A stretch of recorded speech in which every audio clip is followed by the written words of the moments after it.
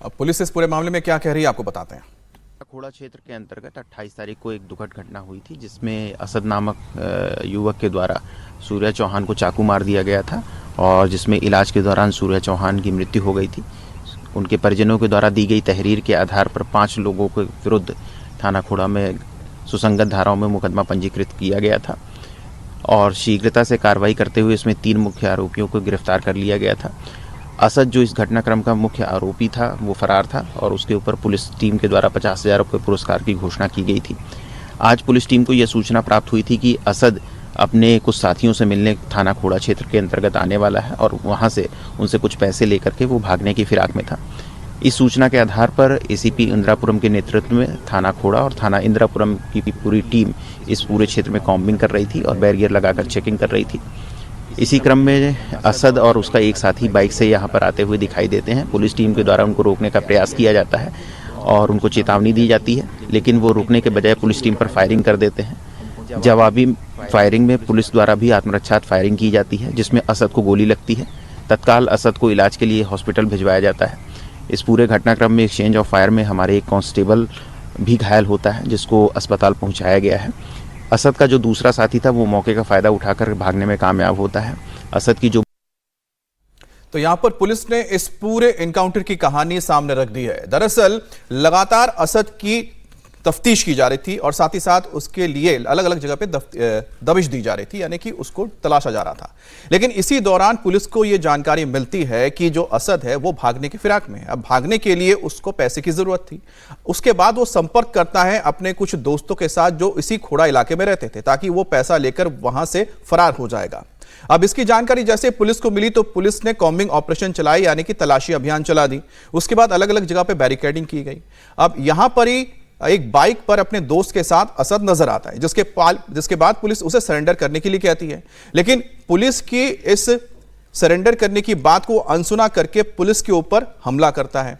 अब जवाबी कार्रवाई पुलिस भी करती है। दोनों तरफ से 10 राउंड फायरिंग होती है जिसमें एक पुलिस के कांस्टेबल भी घायल हो जाते हैं और पुलिस की जवाबी कार्रवाई में यह असद ढेर हो जाता है और उसका दोस्त मौके से फरार हो जाता है। लेकिन ये जो पूरी घटना सामने आई थी, इसको लेकर आप कह सकते हैं कि लोग स्तब्ध थे, क्योंकि एक 17 साल के 10वीं के छात्र को जिस तरह से बेरहमी से मारा गया, उसके बाद सवाल उठ रहा था कि आखिरकार ये जो असद है इसके दिमाग में किस तरह की मानसिकता रही होगी कि वो पहले से तय करके आया था कि किस तरह से उसको मौत के घाट उतारेगा। और ये वही बाइक है और ये वही जगह है जहां पर एनकाउंटर हुआ था। तो आप देख सकते हैं कि ये एक खाली इलाका है। हो सकता है कि पुलिस ने जब धावा किया तो वो बाइक लेकर भागा होगा बचने के लिए। उसके बाद वो सुनसान इलाके में पहुंचा जहां पर ये बाइक पड़ी हुई है और यहां पर ही ये एनकाउंटर हुआ है, जहां पर इस वक्त पुलिस के तमाम अधिकारी भी मौजूद हैं, पुलिसकर्मी मौजूद हैं।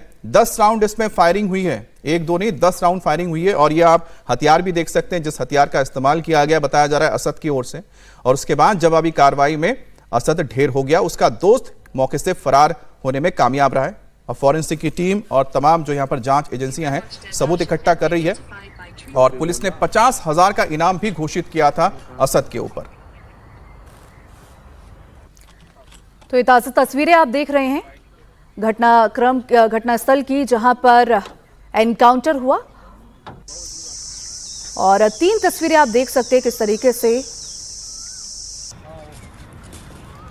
और हमारे साथ शोएब इस वक्त जुड़ गए हैं। शोएब, आपके पास क्या जानकारी है? ये तो बड़ी कामयाबी मिली है पुलिस को, क्योंकि लगातार पुलिस के ऊपर सवाल उठाया जा रहा था। हाँ बिल्कुल अमित, देखिए जब से सूर्या को इस तरह से मौत के उनकी हत्या की गई, मर्डर उनका किया गया बुलाकर, उसके बाद से ही लगातार सवाल उठाए जा रहे थे। और खासतौर पर जो सूर्या की माँ थी वो लगातार मीडिया में कह रही थी कि उनको मौत का बदला मौत चाहिए और किस तरह से उनके बेटे को बुलाकर चाकू से गोद दिया गया। उसके बाद से ही पुलिस लगातार तलाश कर रही थी कि जो आरोपी और खासतौर पर मुख्य आरोपी जो असद है उसको पकड़ा जाए, उसको गिरफ्तार किया जाए, उसको सजा दिलवाई जाए, ये तमाम चीजें। और पुलिस को जानकारी मिली थी कि पैसे लेकर असद भागने की कोशिश कर रहा है और उसी के बाद पुलिस ने उनका पीछा किया तो पुलिस पर फायरिंग की गई। एक जो पुलिसकर्मी है वो जख्मी भी हुआ इस पूरे इनकाउंटर में, जिसके बाद आत्मरक्षा में गोली चलाते हुए पुलिस ने असद को मार गिराया, उसका इनकाउंटर कर दिया। तो पुलिस के लिए ये जरूर कामयाबी है कि जो सूर्या की मां है वो लगातार सवाल खड़े कर रही थी और तमाम चीजें। तो अब इनकाउंटर हो गया है और जो सूर्या की मां है उनकी तरफ से भी अभी थोड़ी देर पहले भी उनकी तरफ से बयान आया है कि वो पहले ये देखेगी कि उसको फोटो दिखाया जाए कि ये असद ही है, और साथ ही साथ वो ये भी मांग कर रही है कि इनके घरों पर बुलडोजर भी चलाया जाए। बिल्कुल शोएब, जैसे तस्वीरों में हम देख सकते हैं कि सूर्य को सिर्फ एक असद नहीं बल्कि कई सारे लोग वहां पे मौजूद हैं, तो उन पर क्या एक्शन अभी तक लिया गया है? क्योंकि जैसे कि सूर्य की मां ने कहा कि 7 लोग मौजूद थे और उन्होंने मेरे बेटे को मिलकर मारा, तो बाकी लोग अभी तक कहां हैं? बिल्कुल, देखिए पुलिस तलाश कर रही है। पुलिस को जैसे जानकारी जिस तरह से मिलेगी वो उसी तरह से कार्रवाई करेगी।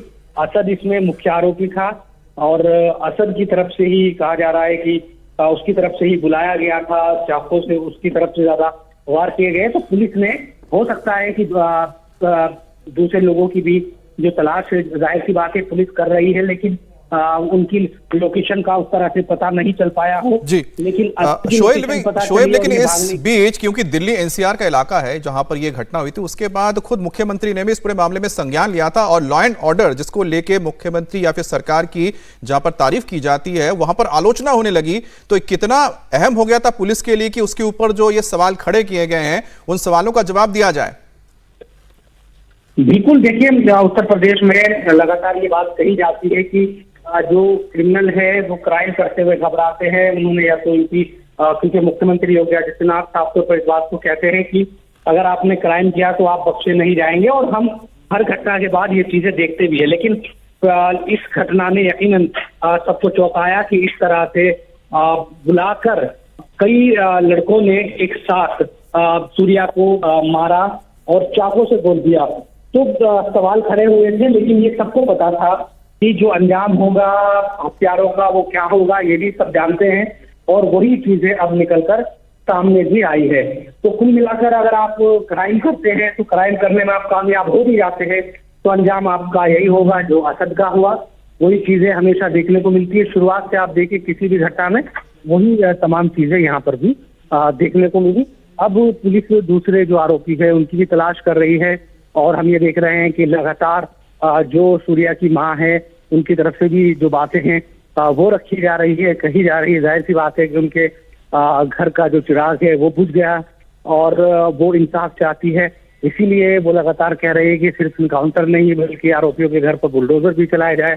तो हो सकता है कि आने वाले दिनों में तमाम जो कार्रवाइयां है वो भी देखने को मिले। लेकिन शोएब, जैसा आप बता रहे हैं कि उत्तर प्रदेश में जैसा कि मुख्यमंत्री योगी आदित्यनाथ ने लगातार कहा है क्रिमिनल से कि अगर वो क्राइम कर रहे हैं, कोई अगर वो जुर्म कर रहे हैं तो ये ना सोचे कि वो बच जाएंगे, उनको अंजाम तक पहुंचा दिया जाएगा और जो पीड़ित परिवार है, जो भी पीड़ित है, उसको इंसाफ मिलेगा।